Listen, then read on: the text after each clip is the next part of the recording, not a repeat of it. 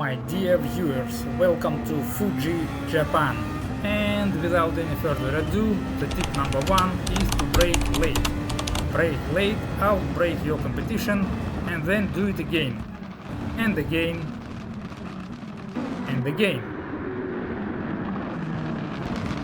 A few days ago, this race was in daily challenges, and by following few social media groups, I was quite surprised with so many people saying or complaining how difficult this race is. I am by no means a fast GT driver. My best lap time here was about 1:24 mid to high something. You definitely can see top times 2, 3 or even more seconds better than me. But still, it's a very easy race for me. That's why I was quite surprised by so many people asking for help with this one. So stay with me and I will tell you other 2 tips to make this race easy peasy lemon squeezy. Well, first of all, in order to drive a Formula car, one needs to reset his mindset. It's a totally different beast from any other road car, sports car, race car, you just name it. It brakes and it grips like it's almost out of this world. You need to run a full race as a practice. When I have to run a long race with a fuel consumption and tire wear, I usually run one test race just to determine fuel and tire strategy and to watch the competition. What's their time lapse are? Will they hit or not? Even A-class drivers need to do few laps with Super Formula in order to reset their mind if they were driving other cars before. If someone drives solely Super Formula races in different leagues and lobbies, let's say, then maybe they are the people who don't need this extra practice. In say that, after trusting your brakes, tip number 2 is trust your grip. Formula car has insane lateral Gs and you can overtake bots on the outside line in quick curves. For example, in T3 the game suggests you to brake till 2nd gear. That's too slow. Downshift to 3rd, leave the gas, fly through and back on the gas again. The amount of grip in T3 and T4 is insane, especially if you combine it with medium or soft tires. The entire first sector of Fuji track, starting from the start-finish line and all the way till the turn 5 and the beginning of sector 2, is a perfect place to demonstrate both of the above principles. Since we are in the very beginning of lap 3, let's watch these both principles in practice. Let's run all the way through the sector 1. Brake hard, outbrake your competition here, trust your brakes,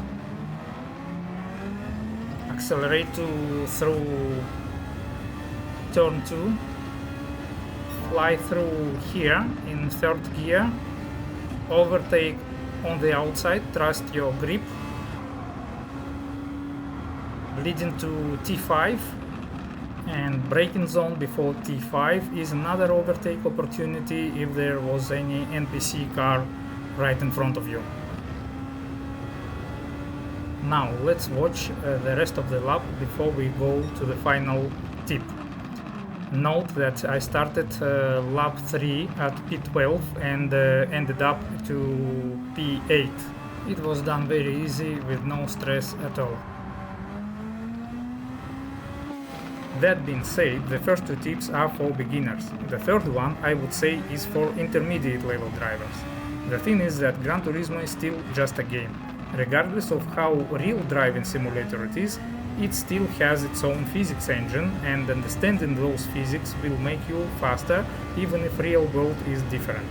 The most notorious example of this is how a car turns itself into a corner when you downshift. When you enter a turn but you feel like you are missing the apex or having a little bit of understeer, downshift and you see your car magically turning in more. This effect is a distinctive feature of Gran Turismo and it is still quite well known. Meanwhile, the final tip for this race isn't same notorious. So let's set to it straight away.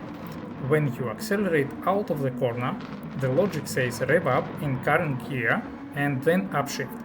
However, when you do it in an overpowered car, that leads to an excessive spin of rear tires and loss of acceleration, more loss of momentum. In real world, a racing driver will just apply acceleration gradually. In Gran Turismo, just upshift right at the apex.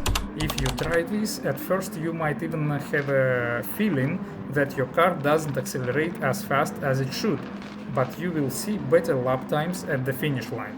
So, this is it. Trust your brakes, trust your grip, upshift at the apex.